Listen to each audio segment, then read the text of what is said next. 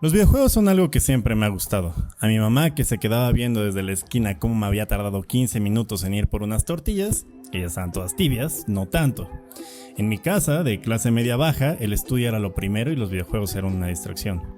Pero en lo personal, siempre me fascinaron, desde el Atari 2600, pasando por el Tetris y hasta el Super Nintendo, que en un principio solo veía cómo jugaban mis vecinos un poco más acomodados o mis primos más ricos, hasta que mi tía decía que lo apagaran porque lo iban a descomponer.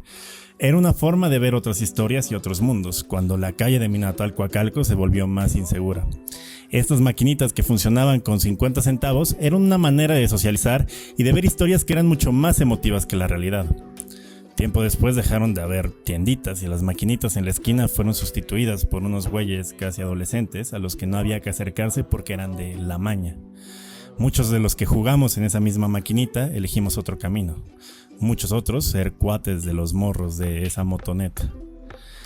¿Era el simple hecho de la pobreza el que hacía que los morros se fueran decantando por no seguir el camino correcto? ¿Era la falta de oportunidades o era la pobreza? No es juicio, simplemente así se dieron las cosas.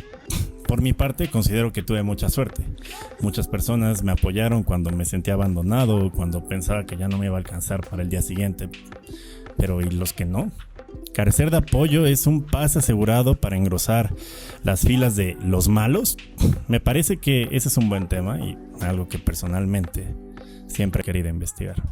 Amigos, ser pobre y delincuente, un estereotipo que le ha dado de comer a la comida mexicana del siglo XX, a la familia Gómez Bolaños, a Mujer Casos de la vida real y a todas las series estadounidenses sobre narcos entintadas en amarillo, es el tema de esta avenida de papel. En las últimas semanas, el video de un asalto a una combi de la ruta mexiquense en la México-Texcoco se hizo viral. Dos asaltantes intentan subir a una combi para saquearla. El primero dice, ya saben cómo es esto, carteras y celulares, estableciendo que ya habían hecho eso varias veces. Pero el segundo, portador del arma, para amenazar a la gente, no logra subir debido a que el operador de la camioneta acelera, dejando a su primer compinche solo y desarmado. Durante 5 segundos de tensión, el primer asaltante, al darse cuenta de su perra suerte, intenta bajar con la combi en movimiento como si fuera Tom Cruise, pero el pasajero de la puerta logra trabarle las piernas como si se tratara del mismísimo Melvin Brown, y es ahí cuando Cell sintió el verdadero terror. Como si fuera canción de Grupo Nietzsche, una mirada bastó, así sucedió, y los pasajeros se organizaron para darle al asaltante una putiza digna de beatificación. La discusión en internet no se hizo esperar entre los progres de la San Miguel Chapultepec, pasando por los güeros privilegiados, hasta llegar a los medios sensacionalistas cliqueros al respecto de, 1, ¿era válido o no sentir satisfacción de la reverenda chinga que le pusieron a ese pobre cabrón? O 2, no deberíamos juzgar a los delincuentes ni sentir dicha de su desgracia debido a que posiblemente lo hicieron por una situación de pobreza y necesidad. Yo en un principio, como víctima de chingos de asaltos en esas combis cuando iba a estudiar a la prepa 9 y luego a CU, dije que después de tantos asaltos sí dan ganas pues de tirar unos chingadazos. Y quizá me faltó aclarar que esos chingadazos que se llevó ese pobre man probablemente no son por ese asalto en específico, sino por todos los anteriores sufridos por los pasajeros. Se necesita mucho hartazgo para responderle a un delincuente que no sabe si trae un cuchillo u otro objeto para hacer daño. ¿Es verdad que la pobreza orilla a la gente en la miseria a delinquir? ¿Todos los delincuentes son pobres?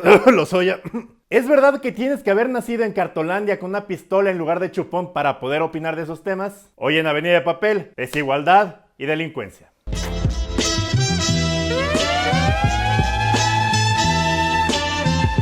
Según el INEGI, al contabilizar las conductas delictivas se toma en cuenta a cada víctima. Así que el hombre de este video, si no lo hubieran dejado como pulparindo derretido, habría cometido 5 delitos, uno por cada víctima. De estos delitos probablemente habría sacado unos 30,000 pesos debido a que, pues la venta de celulares usados y efectivo que hubiera podido sacar, pues daría más o menos esa suma. Emilio Lozoya, por su parte, en la comodidad de su cama en el Hospital Los Ángeles, solo está acusado del delito de peculado, desvío de recursos pues, por el cual le infringió un daño a la federación generado de los impuestos que todos pagamos de 23,500 millones de pesos. El güey de la combi tiene que hacer 783,333 asaltos diarios para llegar a esa cifra en varias vidas, cuando el camino pues más corto era nacer en cuna bien, hacer maestría en el extranjero y acomodarte chingón en Pemex. ¿Esto justifica que a lo largo de su carrera le quite los 4,000 varos al mes que gana un estudiante a punta de cachazos cada tercer mes? No. Pero ver más allá de las vísceras es el propósito de este programa, así que empecemos. En principio, la creencia popular de que nomás los pobres por ser pobres son los únicos que delinquen, cuando películas como Amarte duele nos enseñan que el güero fake siempre es el más culero, pues no siempre es cierta. Supongamos, sin conceder, como dicen todos los mamadores con traje brilloso, peinado de los Rebel Cats y su libro de latinazgos de bolsillo, fuera cierto. ¿Qué es lo que empuja o mantiene a una persona a la situación de pobreza? Existe una discusión común que se puede encontrar en redes sociales, bares de mala muerte y tienditas respecto de dos teorías. 1, echarle ganas nos va a sacar de pobres o hacer que nuestra posición mejore. O 2, todo es culpa del pinche gobierno puto que nos oprime y sus intereses creados. Enfoquémonos en el echaleganismo, la corriente que más profesa la gente que hace dinero con 3 sencillas apps. Bajo esta teoría, la gente es pobre porque quiere y cualquier adversidad es pendeja si se tiene el talento y si se trabaja lo suficiente. Si la cagas y no tienes un coche y una casa a los 17, es porque fue un fracaso de tus decisiones solamente. Y puede ser si te especializaste en reparar faxes, pero ¿dónde chingados queda el Estado? Con todo y el liberal de cepa que soy, me queda claro que con todas mis limitaciones económicas no lo hubiera armado ni de pedo sin el transporte público, las becas de aprovechamiento y el hecho de tener una educación de calidad, aunque fuera a 2 horas de distancia. Y esos servicios son y tienen que ser proveídos por el Estado. Aunque se oiga pinche mi situación, no se acerca ni tantito a lo jodido que se puede poner en otros deciles económicos. El tener acceso a los servicios y facilidades que provee el Estado, pues muchos piensan pendejamente que se debe proporcionar pues en proporción del esfuerzo que se hace. Tengo buen internet porque trabajo un chingo. Pago la luz porque me esfuerzo cabrón. Pavimentaron mi calle y tengo luminarias porque entregué unos exceles bien perrones. Y la realidad es que nel. En un país donde 52.4 millones de personas viven en situación de pobreza y 7 de cada 10 morirán en esa condición, según el Coneval, estoy seguro que gran parte de esas 7 personas antes mencionadas le echaron un chingo de ganas y no les alcanzó para llegar pues a donde querían. Y todo empieza desde antes de que nazcamos, desde que somos un feto ingeniero o un feto de cualquier profesión que quiera ser ese feto. Durante el embarazo, las condiciones socioeconómicas del hogar, donde está ubicado, la calidad y el acceso a servicios médicos y a una alimentación nutritiva y suficiente, como si fuera fruta con la que bautizan a Simba, nos marca de por vida. Según UNICEF, en México, solo 1 de cada 3 niños menores a 6 meses recibe pecho exclusivo de su mamá. 1 de cada 10 menores de 5 años registra desnutrición crónica. 2 de cada 5 niños en situación de pobreza presentan niveles de desarrollo motriz, socioemocional y de lenguaje inadecuados. Para mucha raza no es que el niño no ponga atención en la escuela o no aprenda bien a leer, es que el pobre cabrón tomó agua con piloncillo después de ir a acarrear agua potable para su casa y ahora no se puede concentrar en Platero y yo. Sin ir más lejos, los desayunos escolares que luego daban en las escuelas públicas, yo me intoxiqué en unos, pinche fifi, güero, privilegiado, costaban en ese entonces 4 pesos y a pesar de ello había morritos de mi escuela que no los podían pagar. Mientras que del otro lado del espectro, los niños de la élite, además de su alimentación balanceada, reciben vitaminas y si están medio güeyes para la escuela, pueden tener tutores especiales y hasta tutores de otros idiomas. Desde antes de cumplir los 5 años, la carrera por el éxito, la superación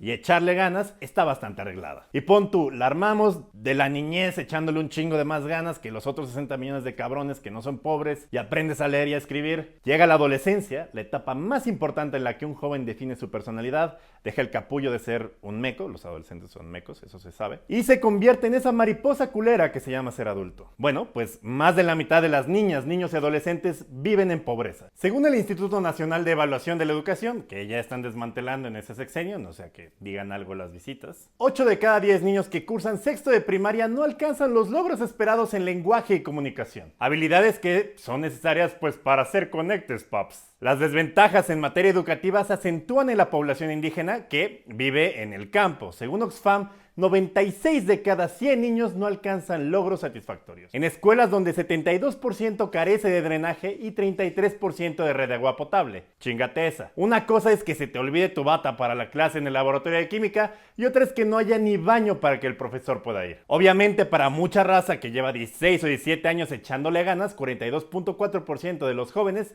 llega en condiciones de pobreza y agotamiento. De los 21 millones de jóvenes entre 15 y 24 años, menos de la mitad cuenta con un trabajo y de ellos 5.7 millones están en la informalidad laboral. Ya saben, contratos que se renuevan cada mes, repartiendo Uber Eats, venta de fotos de pies, etc. Y por otra parte hay alrededor de 3 millones de jóvenes que no estudian ni tienen un trabajo remunerado. Y esto se recrudece el doble cuando hablamos de etnias indígenas que viven en lugares rurales y que tienen muy poca posibilidad de llegar a puestos directivos en empresas. Según el INEGI, 50 de cada 100 mexicanos que en la adolescencia se encontraban en la parte más baja de la distribución socioeconómica permanecen ahí al alcanzar la edad adulta. Los otros 50 que lograban escalar posiciones y que ahora se sienten capitalistas, mentalidad de tiburón y que se levantan a las 5 de la mañana a ver el mercado en una app de tradeo que hace perder dinero al 70% de sus clientes, solo el 25% accede al siguiente escalón. Solo 3 de esos 100 mexicanos llegan al nivel más alto de la escala socioeconómica. Y de acuerdo a la teoría echaleganista, solo estos 3 le echan las ganas suficientes para estar ahí. Pero si a mí me preguntan, viendo a mis papás, viendo a los Ubers que doblan turno, viendo a todas las señoras que trabajan 7 días a la semana, 24 horas al día, siendo ama de casa y en la noche abriendo un puesto de antojitos, un chingo de mexas le están echando ganas. Lo que es evidente es que múltiples factores de cómo empezamos esta carrera, con cuánta ventaja inician otros sobre la misma, qué cantidad de armaduras legendarias puede comprar el otro para romperte el hocico mientras tú estás todo encuerado con tu armadura de envoltura metálica de bocadín, define no solo muchas veces, sino la mayoría de las veces qué tan lejos llegamos y no solo las pendejas ganas que le echamos, con todo el hambre, cansancio y servicios con los que contamos cuando nacimos. Pero hey, me dirán, Durden, hay muchos millonarios, ricos, empresarios, poderosos, que empezaron desde abajo, desde la raza, como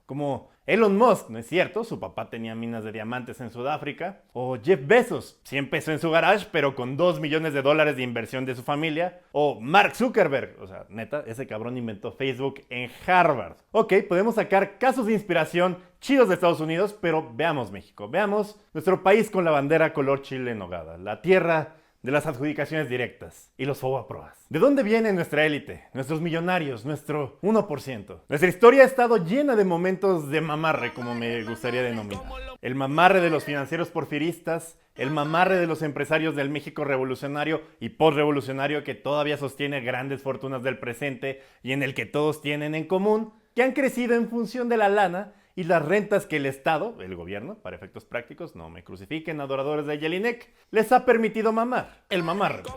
El México de hace poco más de 100 años, aunque con carretas y coches que corrían menos que un ricochet, no era muy diferente al actual en su estructura económica. Grandes monopolios regionales, protección del Estado para asegurar la captura de rentas, enormes concesiones bancarias y mineras y, obvio, el eterno amorío de la clase política con la clase económica. Poder y dinero es el nombre de una revista bien culera, pero también del juego de la economía mexicana. Desde esa época el Estado siempre ha tenido una debilidad fiscal que protege a las élites económicas para asegurar su cooperación y obtener los recursos para sostenerse en el poder. La unión del poder económico y del poder político fue la gran causa de desigualdad en México y heredó sus ventajas literal y metafóricamente al México en el que nos tocó chingarle. Monopolios, protección, políticos y empresarios asociados, herencias que pasan de una generación a otra casi sin interrupción. El impuesto a la herencia en México se introdujo en el 26, pero se derogó en el 61 y era, como es actualmente, facilísimo de eludir. Según el libro de Caroline Fund, Rich People, Poor Countries, The Rise of Emerging Market Tycoons and Their Mega Firms, en el México de 1996, 57% de los millonarios tiene origen en la herencia y 0% en el trabajo. En 2014 son 37.5% y 12.5% respectivamente. En el mismo lapso, las fortunas provenientes de la privatización gubernamental saltaron de 14.2 a 25%, tal como pasó en Estados Unidos en el siglo XIX. De las fortunas producto de la herencia o de conexiones políticas, privatizaciones, concesiones para explotar recursos naturales, se desprende el 71% de las fortunas en 1996, 69% en 2001 y 62% en 2014. Del trabajo y el emprendimiento de empresarios que sí, le echaron ganas, el 28, 30 y 37% respectivamente. Que está chingón, pero no tienen nada que ver con que casi 2/3 de las fortunas de la época moderna de este país son concesionadas. En México, más de la mitad de las personas en el quintil más adinerado, así se dividen los niveles de este Mortal Kombat llamado tener lana, también provienen del mismo. Mientras que de 100 nacidos en el quintil más pobre, menos de 2 llegan a incorporarse al más rico. ¿Y de qué industrias se estarán preguntando? Pues la explotación de recursos naturales como la minería, el sistema financiero y los medios de comunicación, que se llevan entre el 60 y el 50%. Todos sectores con un alto poder de mercado, llenos de rentas extraordinarias, bajas cargas impositivas y obviamente vínculos políticos. Hablar de meritocracia en México es darle vida política a los intereses que se han beneficiado de la captura política del Estado para concentrar la riqueza. Justificar a la corrupción como fuente de desigualdad y reproducir un mito, parcialmente responsable de la construcción de un Estado débil y sin capacidades. El mérito es un pretexto, el privilegio, la realidad. Para esta discusión, a pesar de que soy un experto en ser pobre, etiquetarle días a las rebanadas de jamón y hacer cualquier variedad de arroz en sobre, tuve que acercarme con un especialista nacional e internacional en materia de seguridad de este país. Porque para este programa, saberme el Metro Valderas de memoria no me iba a ayudar completamente en nada. Mi invitado es Alejandro Ope. Él es consultor, columnista, director del proyecto Menos Crimen, Menos Castigo, un proyecto que es una iniciativa conjunta de seguridad pública entre el Instituto Mexicano para la Competitividad, el IMCO, y México Evalúa. Entre 2001 y 2008 fue socio de GEA, Grupo de Economistas y Asociados, firma líder en consultoría económica y política con sede en la Ciudad de México. De 1998 al 2000 se desempeñó como jefe de gabinete del senador Adolfo Aguilar Sincer y trabajó en el equipo de transición del entonces presidente electo y youtuber favorito de todos, Vicente Fox. Tiene una licenciatura de la Universidad de Pensilvania y realizó estudios de doctorado en Ciencias Políticas en la Universidad de Princeton. Es colaborador frecuente en varios medios de comunicación mexicanos, entre ellos Milenio Diario, Animal Político, El Economista y Nexos. Y dirige un blog de políticas de seguridad. Otro chingón, pues, con el que estoy muy agradecido por ayudarme a configurar este programa. Oye, Alejandro, tú eres un analista muy reconocido en el campo de seguridad pública, de investigación del crimen en el país. Has estado en múltiples campañas y has escrito en los grandes diarios del país. Y esta semana, por un video viral de un asalto al transporte público que acabó en una especie de linchamiento, se vino a la discusión pública una teoría que quizá está más enraizada en la sociedad por ciertas razones, respecto de que cuando la gente está en necesidad o cuando está en una situación de extrema pobreza, tiende a realizar actos criminales. Tú tienes una teoría diferente al respecto. Mira, yo creo que hay que irse a los números. En efecto, las personas que cometen delitos o que cometen delitos violentos tienden a provenir de segmentos socioeconómicos vulnerables. Es decir, sí vienen de la marginación, de la exclusión, del desempleo, de la falta de oportunidades. Eso es un hecho. O sea, nada más hay que revisar, por ejemplo, las historias de vida de los reos, ¿no?, en las prisiones, para darse cuenta de ese hecho. Ok, iniciamos sabiendo que la mayoría de los delitos violentos efectivamente sí están perpetrados por personas marginadas. Pero de acuerdo a la primera parte del video, sabemos que nacer jodido no es una elección. No es un test que se toma en la parte de atrás de un libro de Carlos Cuauhtémoc Sánchez de Sangre de Campeón o de Ayn Rand. Ahora, dicho lo anterior, la inmensa mayoría de los pobres, de los marginados, de los excluidos, de los desempleados, no cometen delitos. Ahora, ¿cómo sabemos eso?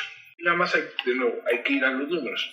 Según la Encuesta Nacional de Victimización y Percepción de Seguridad Pública, se cometen en el país poco más de 30 millones de delitos al año. Huevos.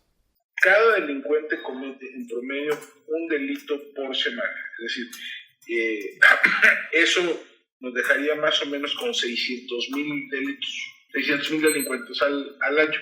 Lo que sabemos es que en esto, como en otras actividades humanas, hay una especie de distribución de Pareto. La distribución de Pareto se fundamenta en cualquier cosa donde la medida productiva sea humana. Producción de chiles toreados, de lives de Instagram, creación de contenido y, desgraciadamente, también asaltos. Estudiada por The Sola Prize, esta fórmula que mide la productividad científica o creativa descubre que una proporción muy pequeña de personas genera casi toda la producción. Es una ley de raíz cuadrada que dice, básicamente, si observas el número de personas que producen en un campo determinado, la raíz cuadrada del total de personas genera la mitad de la producción. Y hay gente que es mucho más activa que otros, ¿no? Deja de ponerte a alguien que está en una prisión haciendo llamadas de extorsión, pues puede echarse 100 llamadas al día sin ningún problema, 50 llamadas al día sin ningún problema. Entonces él ya acumula miles de delitos en la definición que usa el INEGI, ¿no?, que es el acto individual, ¿no? El señor que se sube a la combi, ¿no?, si hubiera tenido éxito, si hubiera cometido, eran 5 o 6 pasajeros que estaban en esa combi, bueno, si hubiera tenido éxito, hubiera cometido allí 5 o 6 delitos. hubiera habido 5 o 6 víctimas, ¿no? Cada uno es un delito individual. Entonces, si eso lo sumas, que lo haga 2 veces por semana, una vez por semana, pues son como 25 al mes. Por 12 estamos hablando de 250, 240 delitos por una persona. O sea, no parece descabellado. Y además hay referencias internacionales que hablan como de entre 60 y 190 delitos por perpetrador. Offender, como le dicen en inglés. Entonces digo, no por año, entonces no parece descabellado uno. Y no parece descabellado que el grueso se concentre en unos cuantos. Según el Coneval, 55 millones de población. ¿Por qué hubo tanta gente que se indignó del hecho y hubo algunos que hasta lo celebraron? Pues porque muchas provenían de esa pobreza o tuvieron contacto con ella. Porque claramente el 98% se ha visto en esas situaciones y no se ha ido a asaltar. Y no solo eso, también hay un componente de sexo que derriba esta teoría de que los pobres, en desesperación, delinquen. Sigue siendo el hecho contundente que la mayor parte de los pobres no cometen delitos. Además, aquí hay otro elemento que yo creo que vale la pena destacar, que es la pobreza tiene un rostro femenino. Pero las mujeres, la pobreza se ensaña más sobre las mujeres que sobre los hombres. Okay. Porcentualmente hay más mujeres que hombres en situación de pobreza. Según la Organización Internacional del Trabajo, en México las mujeres dedican 3 veces más tiempo que los hombres a los trabajos domésticos y de cuidado sin remuneración. Sin contar los días que juega el América o las Chivas. El 54% de las mujeres entre 15 y 49 años no percibe ingresos, mientras que el 85% de los hombres de entre 20 y 64 años tienen un empleo remunerado. Esta desigualdad entre trabajo e ingresos es uno de los fundamentos que imposibilita a la mayoría de las mujeres a salir adelante y echarle ganas. En cambio, con el delito es exactamente lo opuesto. Según la ENVIPE, la Encuesta Nacional de Victimización y Percepción de la Seguridad Pública de INEGI, en los delitos donde estuvo presente la víctima, que son como 18 millones al año, y donde se pudo identificar el género del victimario, en 84% de los casos eran solo hombres. Y si le sumas donde eran hombres y mujeres, o sea, había de los dos géneros, entonces llegas al 92%. O sea, en 9 de cada 10 delitos hubo un hombre involucrado. Entonces, las mujeres sufren más de pobreza, pero cometen menos delitos proporcionalmente. Y más, también, por ejemplo, piensa en la distinción entre lo urbano y lo rural. Hay mucho más pobreza en zonas rurales que en zonas urbanas, pero el delito tiende a ser un fenómeno básicamente urbano. Sobre todo, digamos, el delito patrimonial, ¿no? Como lo que vimos en la combi, ¿no? Entonces, ese es un delito que hay un sesgo urbano en eso, ¿no? Entonces, de nuevo, es decir, hay más delito donde tiende a haber menos pobreza. Es decir, algunos de los municipios más seguros del país son también algunos de los más pobres. Pienso, por ejemplo, en algunos municipios rurales en Oaxaca, Chiapas. Lo ves, por ejemplo, incluso a nivel de estado, ¿no? El estado de Yucatán es un estado relativamente pobre, o sea, tú lo agarras los indicadores socioeconómicos y es un estado relativamente pobre comparado con, por ejemplo, el norte del país. Su tasa de homicidio es 10 veces menor que la tasa nacional. Sí. Y luego tienes ejemplos, digamos, el contraejemplo, ¿no? Por ejemplo, Ciudad Juárez, ¿no? Tuvo un crecimiento aceleradísimo durante varias décadas. Lo mismo, por ejemplo, Guanajuato, ¿no? Y son ciudades, son estados que han enfrentado una explosión de violencia criminal espectacular. Y estados que son mucho menos prósperos y no. Y municipios que son mucho menos prósperos y no. Entonces, la relación, a ver, no es que no haya una relación, sí la hay, ¿no? Sí hay factores socioeconómicos que tienen efectos criminógenos, ¿no? que sí están asociados con el inicio de una carrera criminal, ¿no? O están o generan ciertos incentivos para que la gente pueda cometer cierto delito en ciertos momentos. Pero la relación es complicada. La relación no es mecánica y directa, está mediada por factores institucionales, por lo que mencionábamos, el género, por roles de género, la condición urbano o rural de las personas, por las oportunidades para cometer delitos que pueden, ¿no? Hay factores como la bonanza o el desarrollo que también atraen el crimen. En el Edomex, por ejemplo, tener un coche nuevo, arreglar la casa o tener un celular nuevo siempre será visto como una invitación a que te asalten. Hay un libro relativamente reciente de un criminólogo argentino, Marcelo Bergman, que vivió muchos años en México, de hecho, en el cual el título es bien revelador, dice More Money, More Crime. ¿Cuál es el argumento? Que en ciertas fases de desarrollo, y América Latina pudiera encontrarse en esas fases de desarrollo, donde hay un ascenso lento, pero más o menos sostenido, de algo que se asemeja a clase media, o por lo menos a expectativas de consumo de clase media, allí puede, o sea, el crecimiento económico puede estar asociado a un incremento de cierta forma de delito.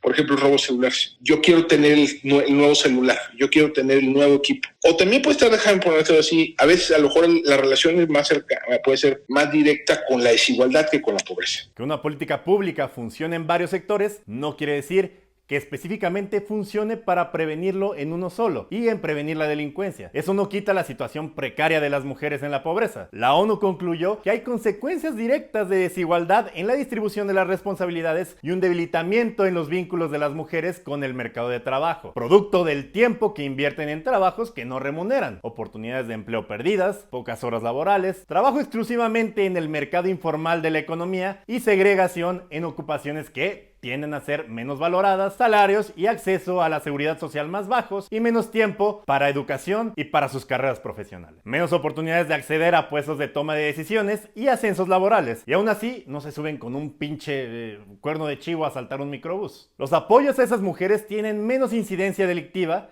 y su impacto tiende a ser menor. El problema de tener estas discusiones en Twitter es que acabas en el insulto cruzado y en la nada.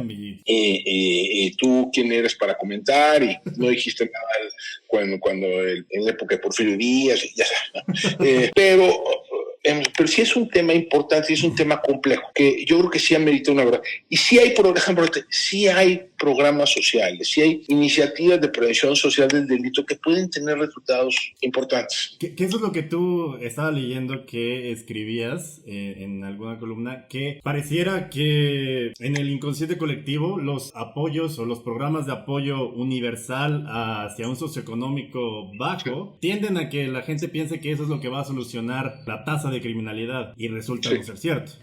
Por lo mismo que mencionaba antes, ¿no? Porque no, son programas que van a un grupo de población que de cualquier manera no cometería delitos.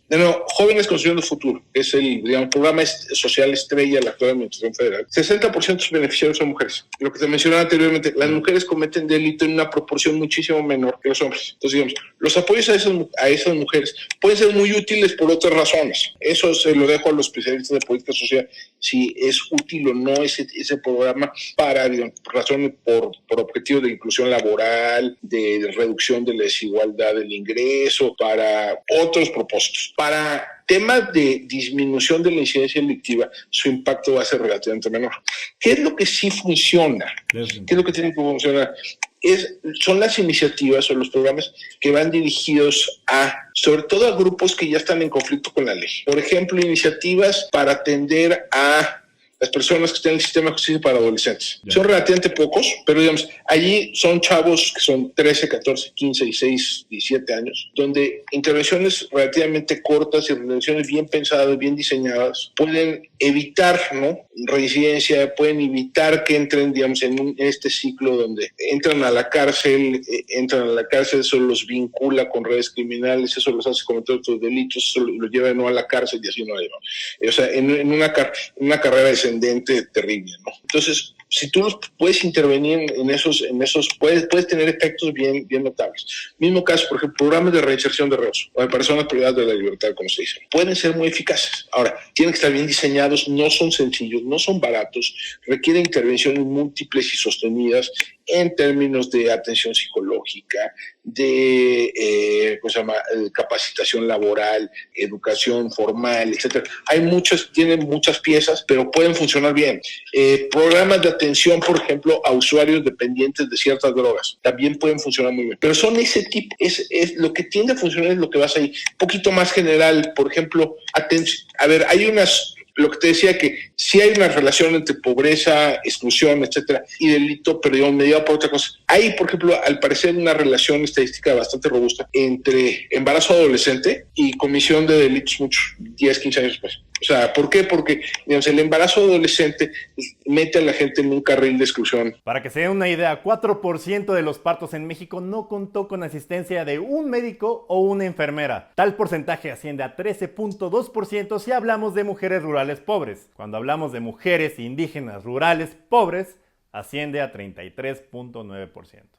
Entonces, por ejemplo, son embarazos muchas veces que son de riesgo, que no están atendidos adecuadamente, que no reciben, que las madres no tienen una red de apoyo. Entonces, por ejemplo, la atención perinatal, ¿no? De arranque médica, pero también psicológica, de trabajo social, etcétera. A esas madres puede tener efectos importantes. Hay algunas, por ejemplo, intervenciones en el espacio urbano, y se le llama así genéricamente CEPTED, que es, o sea, si yo intervengo el espacio urbano para reducir factores de riesgo de comisión de delitos. Y algunos pueden ser como súper obvios y súper físicos, ¿no? Déjame poner luminarios. Abrir un espacio, ¿no? Donde la gente se congregue, donde la gente pueda salir con cierta tranquilidad en ciertos barrios. Lo que se hizo, por ejemplo, en Medellín, en Colombia, se hicieron varias intervenciones súper interesantes en lo que llaman las comunas marginadas, donde ponían unas bibliotecas impresionantes y ponían unos centros deportivos impresionantes, que era, digamos, le cambiaba el rostro, ¿no? al barrio. Entonces, ese tipo de cosas tienden a funcionar, pero son focalizadas, van con rayo láser, van dirigidas a grupos muy específicos. Eso es lo que tiende a funcionar, porque parte del reconocimiento que el grueso de la actividad electiva lo cometen unos cuantos. Sí. Ahora, los otros programas sociales pueden ser muy útiles para otras cosas. Pero no para la delincuencia. Pero no necesariamente para eso. O sea, parte del problema y parte luego del cinismo que surge en torno a algunas de estas iniciativas de prevención social del delito, ¿no? Que son, digamos, los abrazos de la frase famosa, ya sabemos, es que identifican, o sea, hacen un empate conceptual entre política social y prevención social de delitos. Son dos cosas distintas, ¿no? Entonces, se le estás pidiendo peras al olmo. Sí. Pero si esperan si el punto de venta de Jóvenes Construyendo el Futuro es que va a reducir la incidencia delictiva, pues ya perdieron. Sí, total. O sea, ya va a quedar deslegitimado el programa, que puede ser bueno por otras razones, de nuevo, eso que lo discutan otros especialistas. Pero, o sea, si así lo vendes, pues vas a acabar deslegitimando programas que pueden ser útiles para otros propósitos. Y acabas deslegitimando el concepto mismo. Sí. Entonces, eso es parte del problema. Entonces no, aquí dejamos en la discusión que se había. Sí, es cierto. O sea, el señor que se sube a la combi, muy probablemente haya provenido de un entorno social complejo, de alta marginación, de exclusión, de deserción escolar, de desempleo, de falta de oportunidades. Todo eso es muy probable. Digo, no lo sé, habría que revisar la historia de vida del señor. Pero eso puede ser. Pero también es cierto que muchos otros que tienen historias de vida similares no lo hacen.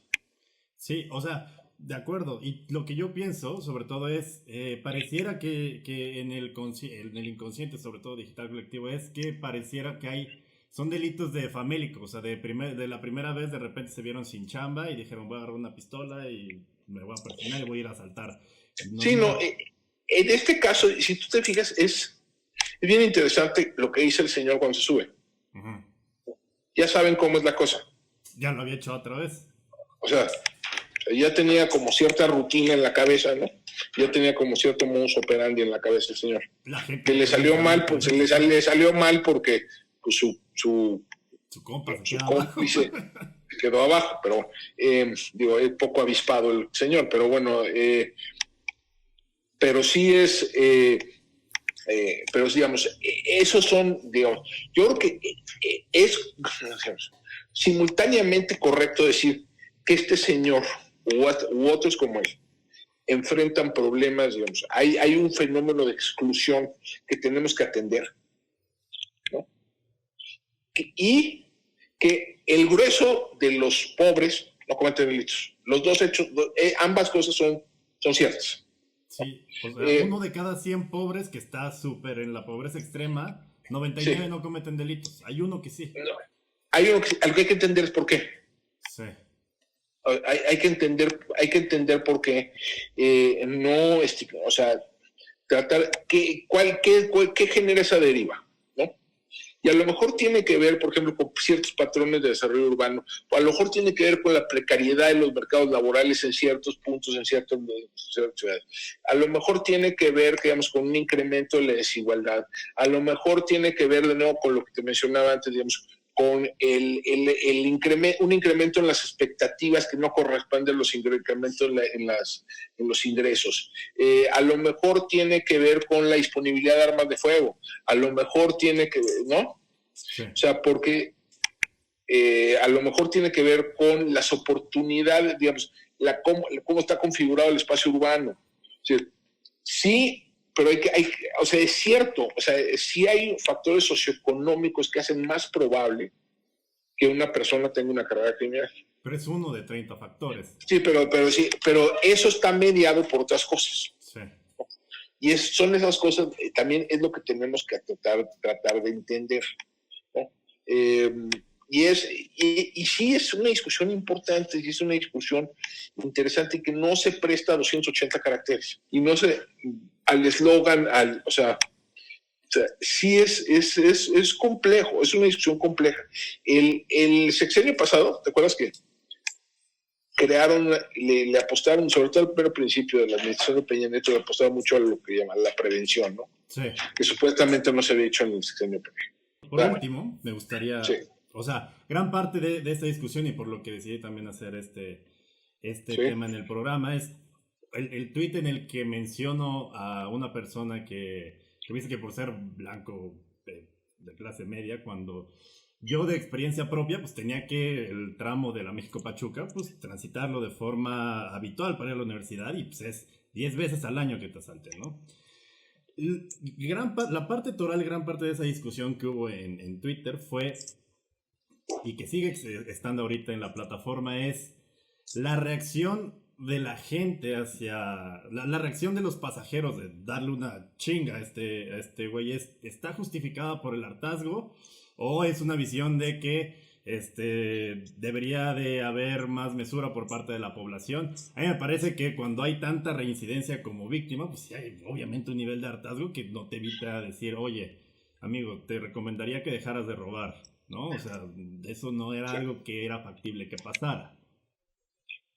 Mira, yo entiendo la reacción de los pasajeros de la combi. Sí. Yo creo que es comprensible. Pero una cosa que lo entendamos y otra cosa es que lo justifiquemos. Ya. Yeah. O sea, yo creo que no podemos justificar éticamente la ley del talión, no podemos justificar éticamente la venganza. Sí. No podemos ver con buenos ojos que muelen a golpes a una persona. Así sea un asaltante, ¿no? De nuevo, lo que hay que hacer es, ¿por qué sucede esto? Y no es la única forma de justicia en propia mano, ¿no?, que hay en mi país, ¿no? Linchamientos hay a cada rato. Sí. Hay lo que a veces denominaban los medios y denominaban las autoridades, pues, los ángeles exterminadores, ¿no?, los vengadores anónimos. Sí. Tipos que se paraban en un micro y pum, le bajaban 3 tiros al asaltante, ¿no?, o al presunto asaltante. Pero piensa en todas las formas que eso puede salir mal. Sí, no es una vulneración del Estado de Derecho. O sea, a ver, no, y además piensa en las tragedias, o sea, en la medida en que esto simplemente toleremos que esto suceda y que no se haga nada al respecto. O sea, piensa en las tragedias que puede generar, ¿no? O sea, hubo un caso hace relativamente poco de unos secuestradores del INEGI que los confundieron con unos secuestradores de niños en una comunidad de pueblo y los lincharon. No, pues está cabrón. O sea, sin deberla ni temerla, ¿no? Piensa, o sea, a ver, ¿qué hubiera pasado si el tipo de la combi iba armado? Sí. O sea, esto hubiera acabado en una tragedia, ¿no? Sí. ¿Qué pasa si o se hubiera generado una balacera de desenlace de desenlace impredecible, ¿no? O sea, esto puede acabar mal de tantas maneras, ¿no? Ujú. Que tampoco podemos celebrar que esto pase, ¿no? O sea, sí hay que entenderlo, hay que comprenderlo y hay que tratar de corregir lo que motiva ese enojo, ¿no? Y lo que motiva esa furia. Y lo que motiva esa furia es la ausencia de la autoridad. Sí. Lo que motiva esa furia es la impunidad. Lo que motiva es que no, o sea, la autoridad sabe en qué rutas asalta. Digo, no se requiere ser un genio. Sí, sí, sí. Yo sé de primera mano que ha habido gente que denuncia que los asaltaron en la combi, y luego los mismos asaltantes lo vuelven a ver pasar, lo bajan y lo dejan en la autopista. Entonces la gente no denuncia porque es un riesgo. Claro, y no, y además porque la denuncia es muy complicada, ¿no? Sí. O sea, ir a pasar 3 o 4 horas. Mira, por ejemplo, ya en algunos estados, por ejemplo, Querétaro, ya puedes denunciar directamente con un policía, sin ir al MP. Eso es súper bien. Entonces te toma 10 minutos en vez de 3 horas. Sí, eso les ha incrementado por ejemplo 35% de las denuncias en algunas categorías. Esto se podría extender al resto del país, ¿no? Entonces, si hay, lo que hay que ver es, o sea, aquí lo grave y donde deberíamos dirigir nuestras energías sociales es a reclamarle a la autoridad que no haga su trabajo.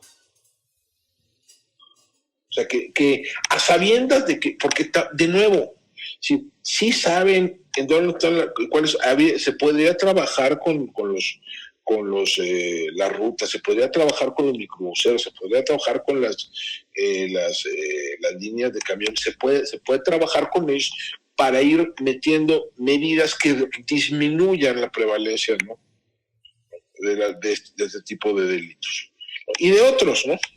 Y de otros. O sea, sí hay datos, lo que hay que hacer es yo creo que hay datos, a pesar de la no denuncia, yo creo que sí hay datos suficientes para saber dónde está la geografía del delito y para tener intervenciones concretas. Aquí te aseguro que donde se subieron estos tipos, de donde vemos en el video donde subieron estos tipos, se han subido 25 veces antes o 35,000 veces antes unos asaltantes a robar a esa misma línea de micros u otras. Sí, totalmente. Te lo puedo, o sea, el delito se tiende a concentrar en el espacio y en el tiempo.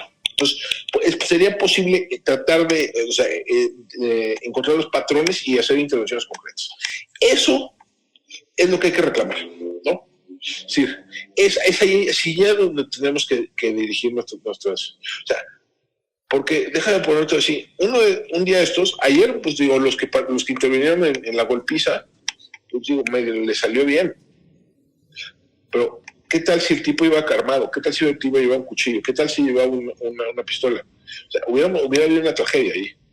Totalmente. O sea, no se le puede pedir la gente, o sea, no podemos simplemente abdicar, dejar que el Estado abdique y digan, defiéndanse. Totalmente. Porque entonces, digamos, es decir, la ley de la selva, ¿no?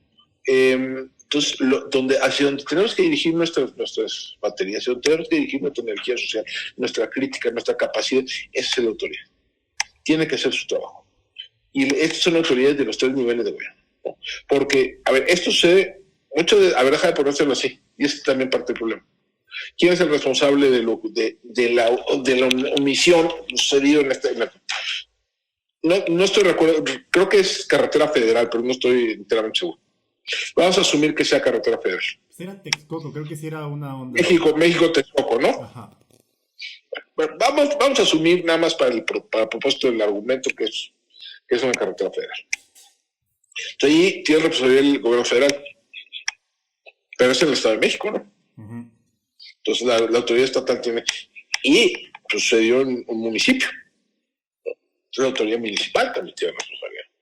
Entonces, parte de nuestro drama es que todo esto se pasa la pelotita. Sí. Entonces, lo que hay que hacer es, a ver, tenemos que delimitar esto a quién le toca. Totalmente. ¿No? A ti. A ver, y a cada quien qué tramo de responsabilidad le toca. ¿No? Exactamente. O sea, parte de nuestro drama, del drama de la seguridad en México, es que tenemos un déficit de rendición de cuentas. Si la gente no hace su trabajo, no pasa nada, ¿no? Entonces, eso es lo que hay que ir corrigiendo, ¿no? Y a lo mejor, y no es rápido, y se entiende la frustración social, y más en las condiciones que estamos viviendo de triple crisis sanitaria, económica y de seguridad. Se entiende, ¿no? O sea, también salir con la condena clase mediera de compórtense, tampoco me parece razonable. Pero tampoco podemos celebrar, tampoco podemos festejar que haya sucedido este hecho, ¿no?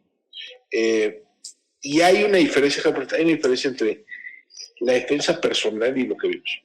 Sí, eso fue ya hazaña, ¿no? Derivado de muchas cosas. O sea, derivado de muchas cosas, ¿no? Defensa personal es contengo al asaltante, ¿no? Contengo al agresor, evito daño a mí y a los que me rodean, y pasado eso me retiro y quien tiene que agarrar es la autoridad. Lo que vimos es algo más, es algo distinto, ¿no? Lo que vimos es un mecanismo de venganza, ¿no? Sí, porque o sea, ahí le estaban cobrando ese asaltante quién sabe cuántos asaltos pesos. Sí, totalmente. Entonces, tampoco está bien, ¿no? Sí. Bueno, Alejandro, fue una entrevista bastante útil para abrirnos los ojos sobre muchas cosas.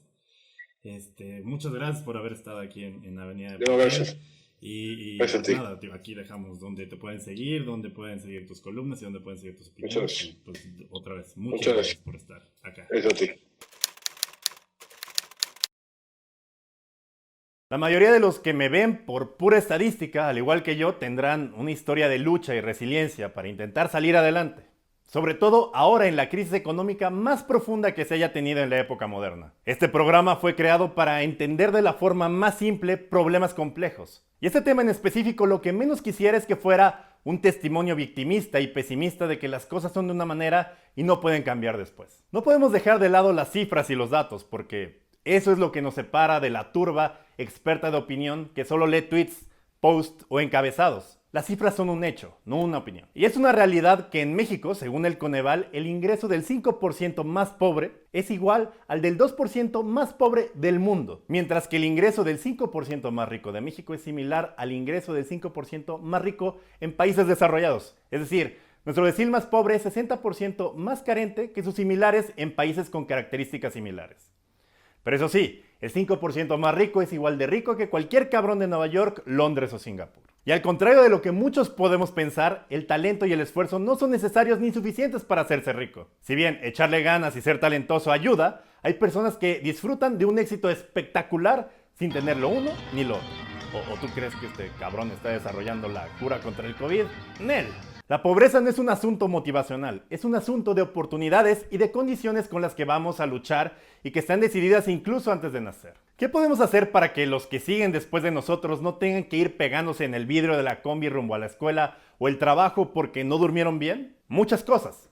En primera, presionar. Presionar al Estado. El Estado debe ser el encargado de brindar piso parejo para todos los gobernados en cuestión de servicios básicos, educación y seguridad. Promover una mejor justicia fiscal, impuesto a los capitales, impuesto a las herencias y un régimen de grandes contribuyentes que no se hagan pendejos con el pago de sus impuestos. Una de las cosas que se pudieran reconocer a Andrés Manuel López Obrador si no quemara dinero a lo meco en refinerías. Este tipo de políticas muy criticadas en Estados Unidos no deberían traspolarse aquí, porque aquí, como pudimos ver anteriormente, la mitad de la riqueza de este país es heredada o concesionada, como en el siglo XIX. No se hacen millonarios por echarle ganas, que no digo que administrar monopolios o concesiones gubernamentales no es una chinga, sino por las concesiones que les hace el Estado para explotar los recursos de todos. Y en el caso de la delincuencia, Alejandro Ope es muy claro. ¿Qué es lo que sí funciona? ¿Qué es lo que tiene que funcionar? Son las iniciativas o los programas que van dirigidos sobre todo a grupos que ya están en conflicto con la ley. Por ejemplo, iniciativas para atender a las personas que están en el sistema de justicia para adolescentes. Son relativamente pocos, pero digamos, allí son chavos que son 13, 14, 15, 16, 17 años, donde intervenciones relativamente cortas y intervenciones bien pensadas, bien diseñadas, pueden evitar, ¿no?, reincidencia, pueden evitar que entren, digamos, en este ciclo donde entran a la cárcel, eso los vincula con redes criminales, eso los hace cometer otros delitos, eso los lleva no a la cárcel y así no hay, ¿no? O sea, en una carrera descendente terrible, ¿no? Entonces, si tú puedes intervenir en esos puedes tener efectos bien notables. Mismo caso, por ejemplo, programas de reinserción de reos o de personas privadas de la libertad, como se dice, pueden ser muy eficaces. Ahora, tienen que estar bien diseñados, no son sencillos, no son baratos, requieren intervenciones múltiples y sostenidas en términos de atención psicológica, de capacitación laboral, educación formal, etcétera. Tienen muchas piezas, pero pueden funcionar bien. Programas de atención, por ejemplo, a usuarios dependientes de ciertas drogas, también pueden funcionar muy bien. Los pobres no nacen pobres porque quieren o porque sus papás, nuestros papás, no le echaron ganas. Hay factores con los que uno nace y se chinga mientras los competidores en mejor posición social y económica ya llevan 5 minutos adelantados. Desde no ser un producto deseado de un embarazo adolescente, estar nutrido mal desde bebé, tener agua potable, ir a la escuela, que esa escuela tenga la calidad para enfrentarte al mercado, hasta comprar un pinche traje son ventajas que no muchos tienen. Tener un traje de repente hace que la gente te prejuzgue sin saber qué tienes en la cabeza. Como es el caso, es el gimmick de este programa.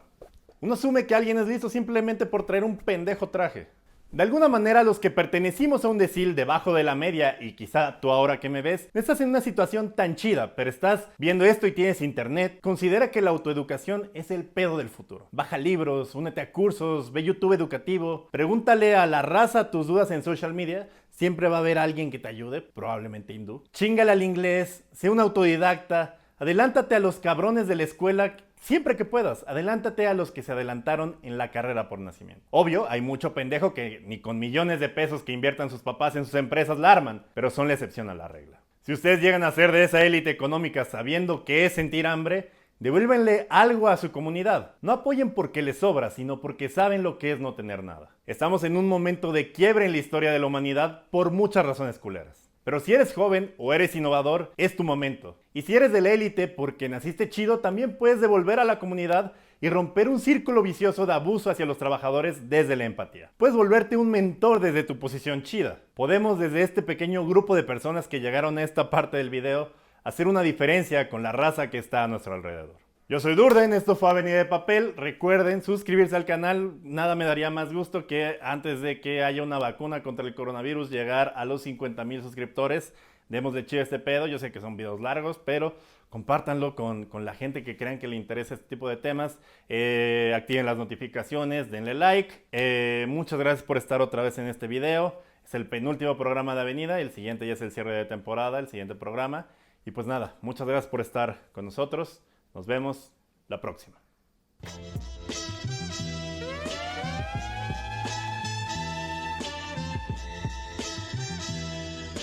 Durante 5 segundos de tensión, el primer asaltante... Estoy ahogando con esta pinche corbata. Aparte, no usen corbatas en época de COVID. Solo se están haciendo la mamada. La discusión en internet no se hizo esperar entre los ¿Qué pedo? Parece que lleva sin grabar una semana. Ah, sí. Se me atoró un pedazo de palomita de ayer. Qué asco. De esos como gajitos. ¡Ew! Lávense los dientes. Sí me los lavé, pero se quedó.